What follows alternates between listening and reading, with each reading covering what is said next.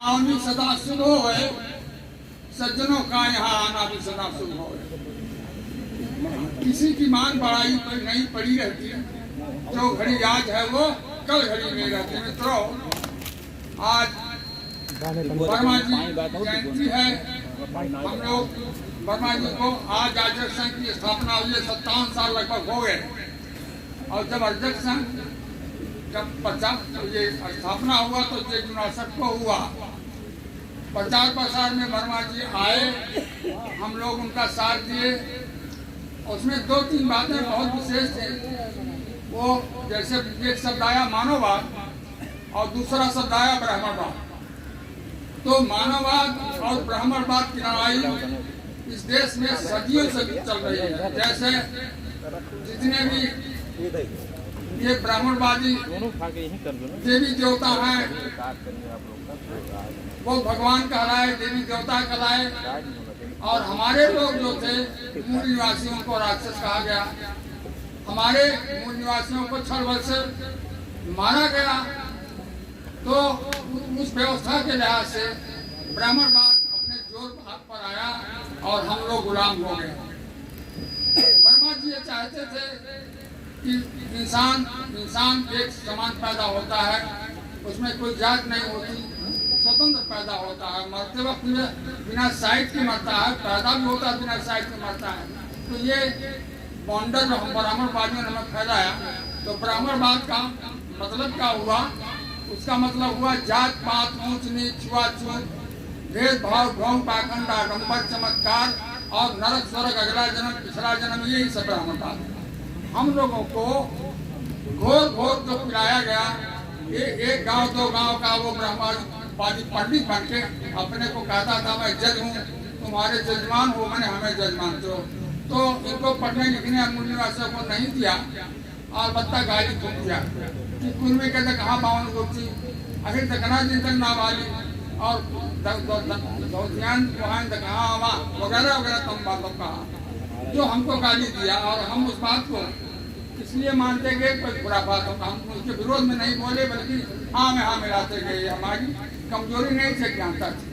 साथियों, आज एक नियम उसमें आया कि अध्यक्ष में खान पियान, उठन बैठन और बोलचाल की क्षमता बराबरी होनी चाहिए। आइए, खान पान क्या है?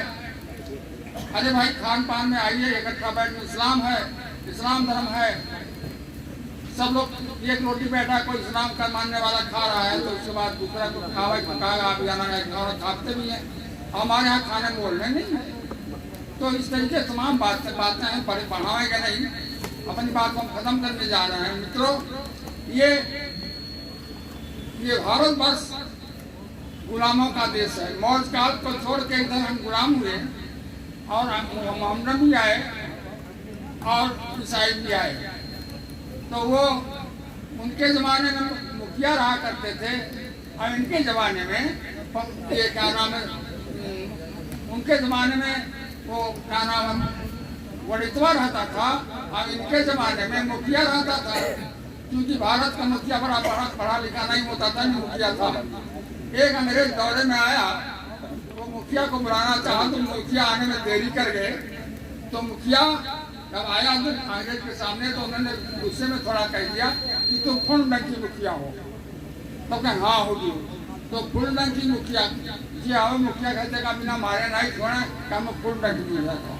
1 साल गुजर गया, मारते पीटते सबसे फुल डंकी मुखिया कहवाया। और इसके बाद जब 1 साल गुजरा, अंग्रेज आया दौरे में, तो मुखिया का घर पूछा तो मुखिया ने कहा कि मुखिया ना कहो साहब, अरे वो फुल डंकी मुखिया हूँ। तो आया, पूछकर मैंने मिलाया उनको। तो अंग्रेज ने पहला ही शब्द कहा कि भाई तुम फुल डंकी मुखिया हो?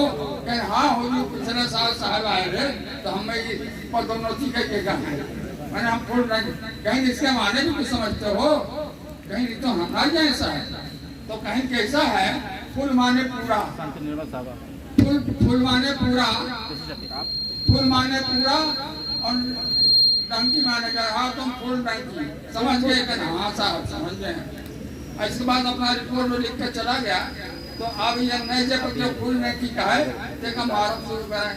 तो एक तरफ तो ये मारो शुरू कर, कैसे फुल डंकी कहवाएं और एक तरफ ये बंद करवाएं। इसी तरीके से हमारे हम जो इस्लाम के मानने लोग आए वो हमें हिंदू कह के बुलाया, हिंदू गाली है। इसलिए अब